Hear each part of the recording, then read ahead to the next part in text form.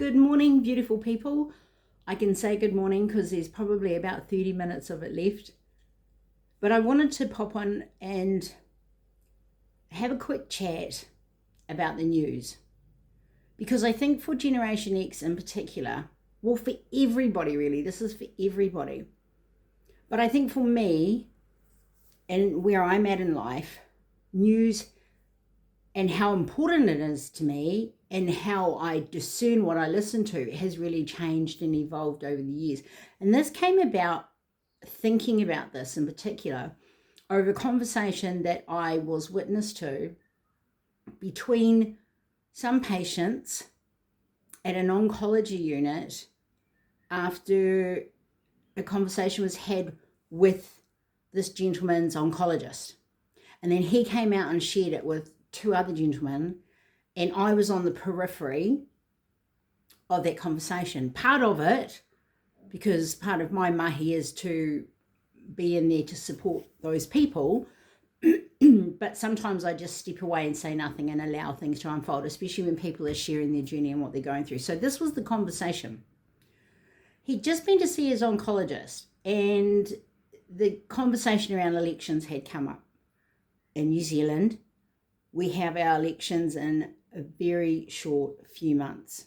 And already a lot of the propaganda and the promises and a lot of the poop slinging, I'll try not to swear on here, the slinging crap at one another has begun. It's been going on for a couple of months. And often I find it's more about discrediting one another than actually promoting what your causes are and listening to the people and what's important to the people. I think that's way down the bottom of the list. That's by the by.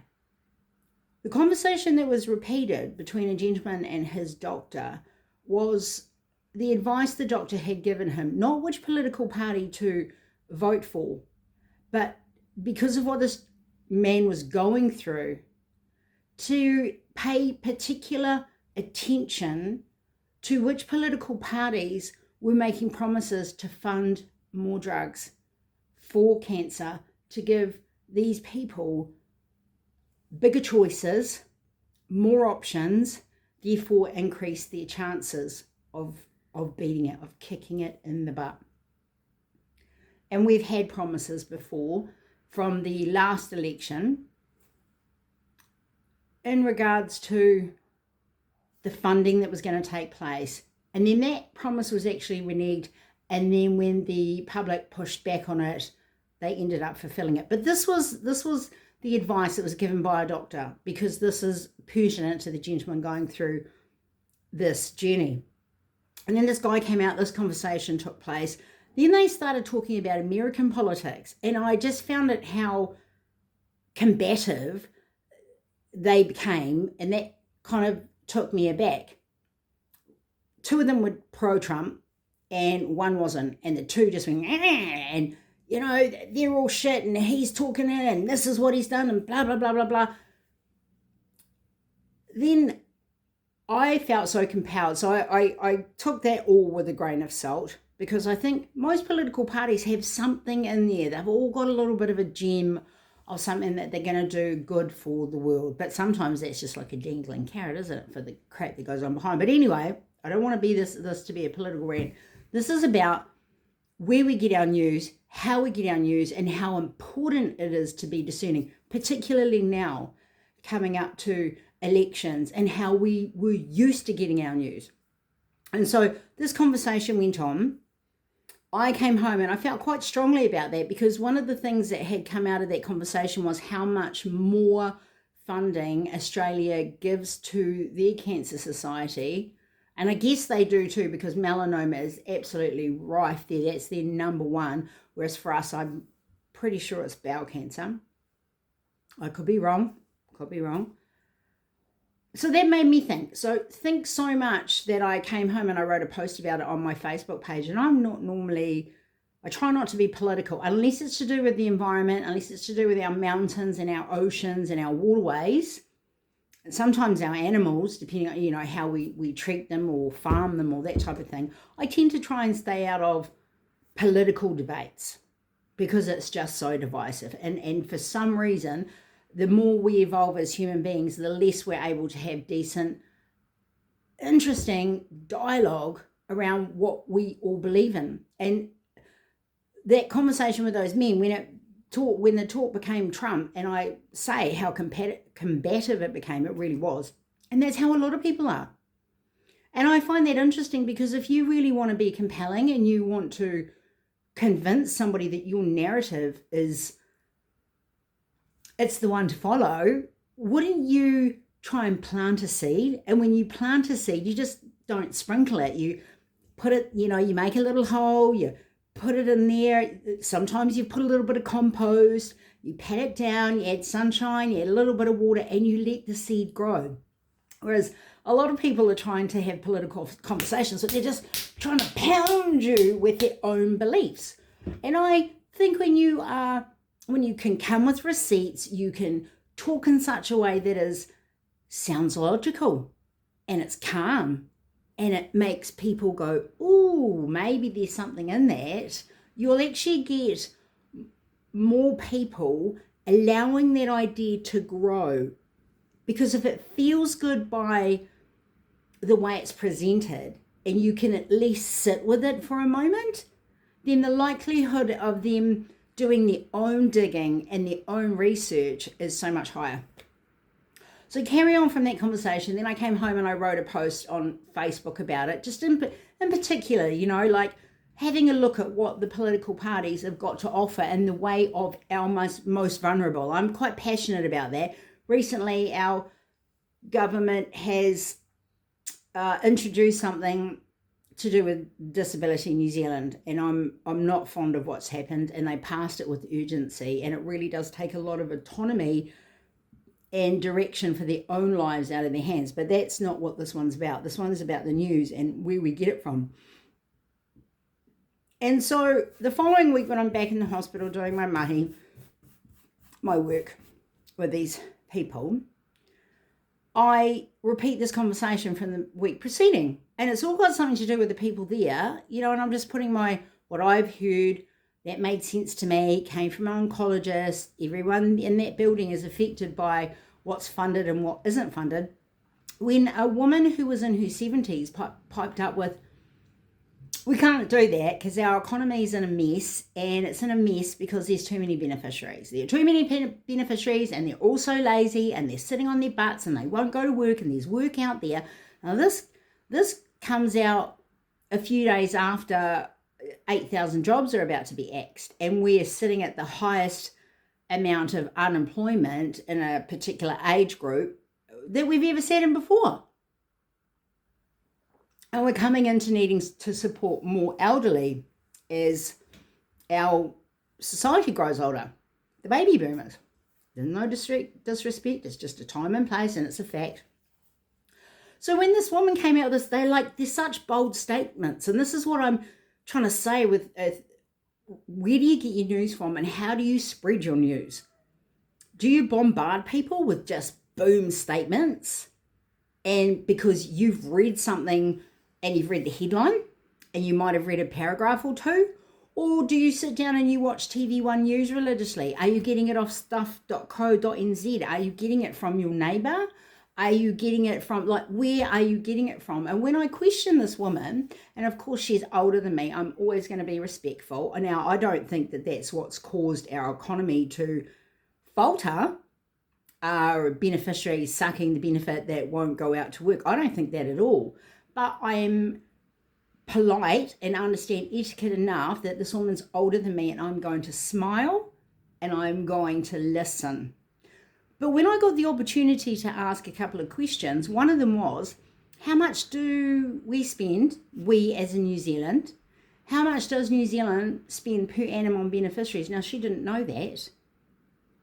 Then when I got another opportunity, asked, well, of the beneficiaries in New Zealand, that the New Zealand economy, everyone wants to say taxpayers, the New Zealand economy support, how do those beneficiaries, how does it break down?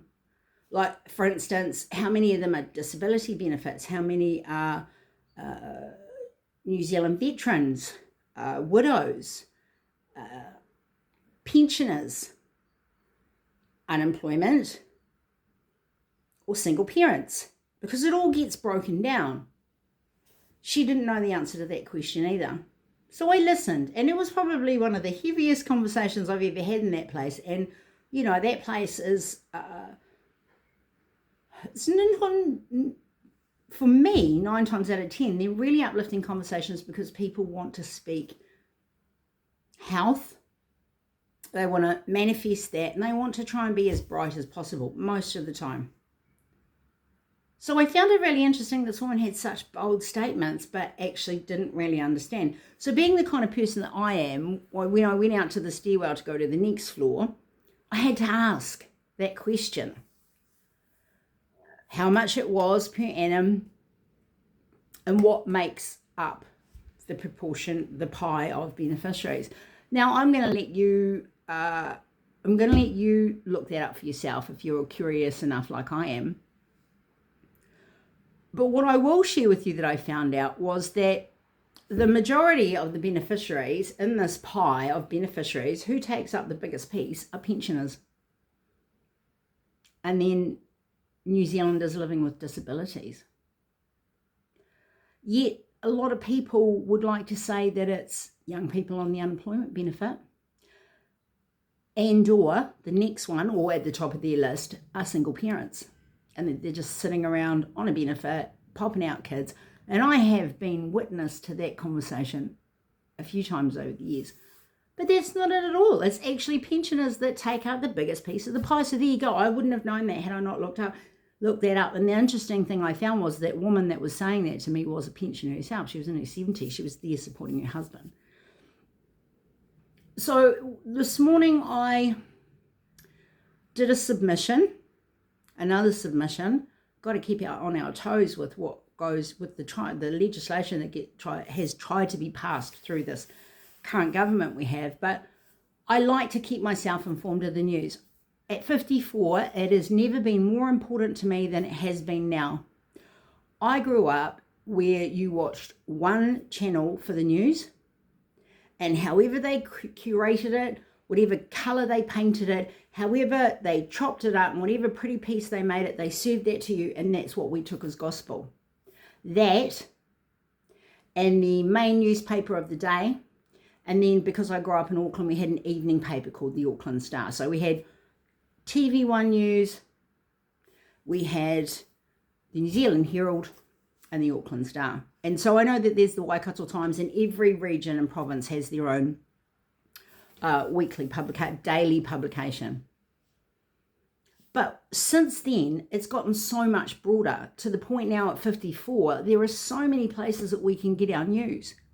And we really owe it to ourselves and our children and our grandchildren that come after us to be more discerning as to what we're listening to, what we're imbibing, and sift through it to get to close to accuracy as possible.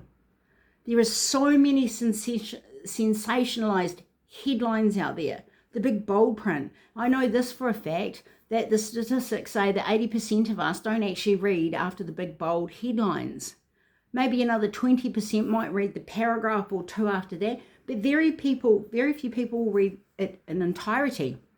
We just want that big bold font, and then we walk around and we make bold statements and we bang people over the head with what we think we know. And the amount of content creators that I watch that have the receipts that will show you there in the black and white, and they'll put the links in the bio. I love that. They've gone down the rabbit hole. They've had a good deep search, and then they put it forward to you.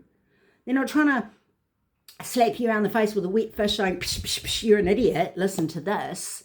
They're going, this is what I've investigated. This is what I've discovered. Here's the links. Here's the videos. And then they encourage you to go on and do your own research. I'm always a little bit wary of people that come out with bold statements and then have nothing to back it. But they just want, by the sheer volume and the sheer conviction with what they tell you, they want you to believe it. And honestly, anybody can tell you anything, but we don't have to believe it. And it's very much how we get some of the advertisements that I see. on YouTube. Some of the advertisements I see, they might be for, what was the last one in particular? I think it was an air conditioning unit or it was a heater. The government don't want you to know about this, but this heater is breakthrough technology and it's going to save you so much money, but it's going to do the energy companies out. So we can only offer this to you for a limited time only. And the reason that this product came about is because there was a doctor who had a father who was in a heat wave and he didn't have an air conditioning unit, so he put this together, but you have to get in quick and buy it now. And I am always appalled at that kind of sensationalized information, which is very much how so many newspapers, magazines, and even social media pages, groups will put forth their cases. Like, really? Well, who's the doctor? You know, I need to go deeper than that. I have to go deeper. I just can't. Sometimes I'm piqued enough, my curiosity is piqued enough that I actually will go down that rabbit hole. That's when someone gets you thinking. That's what I like. When someone doesn't try and tell you what's what and discredit the other person, like, the government don't want you to know about this cool heater. Or, you know, and I know about this heater, mate, because I had a friend that bought them and I went, oh no, that was the heater that was linked to NASA type technology. It was just all such a have. And that's what I find a lot of the news is. So in the morning, part of my day now is to search through content and publications so I can get a more accurate picture of what is actually going on. And it is time consuming. I never would have done this earlier. In the last few years of my grandmother's life, and I was in my very early 40s when she passed away, she consumed a huge amount of news, far more than is probably good for you. And she would always try and tell me what was going on and say, look, there's bigger things going on in the world, XYZ, and I didn't want to hear about it. In my 30s and my early 40s, I didn't want to know about it because it was too confronting. And I was already going through, especially in my early 40s, I was already going through my journey with depression. To point out that the world was a harsher place than I already thought it was would put me into a bit of a spin, and I couldn't cope with it. And I'd say to her, oh, please, Gran, no, I've got to have some hope in this world. I've got to stay here, and I've got to raise my kids in it. And if I feel so hopeless about where we're all going, it's going to make it so much harder.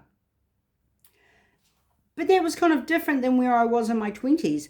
When I was a young child, as I say, in the 70s and the 80s, we were spoon-fed our news. We were even spoon-fed it through our education and how that was the lens that was put through. Then in my 20s, when I went to Teachers Training College, I learned about this term called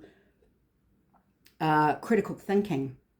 And that was directly linked to how we receive our news, where we get our news from. And one of the assignments was to choose a publication, and we had to look at, New Zealand Herald, The Listener, Metro, North and South, smaller publications around the country. And we had to really try and be a bit discerning about what were their sympathies, where was their political leanings, which way were they going? And that was the first time at 25 that I'd actually thought about the news that I was being fed. So then I went then my children were small and I was in cognitive dissonance and my own journey with depression to where I am at now. And it is so vitally important, and we owe it not only to ourselves so we can make really good, informed, solid choices that support the future we would like to see unfold for our generations to come. It's important for that, and it's important for those generations. It's important for my children.